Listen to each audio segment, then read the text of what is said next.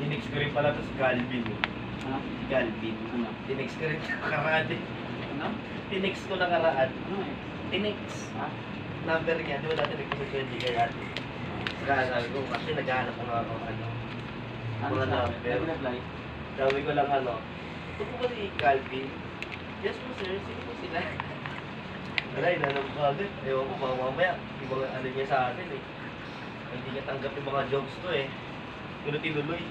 Kani baby, ginano ko, di nagre-reply eh. Tapos tinawagan ko, ayaw sagutin. Binlock na ako siguro.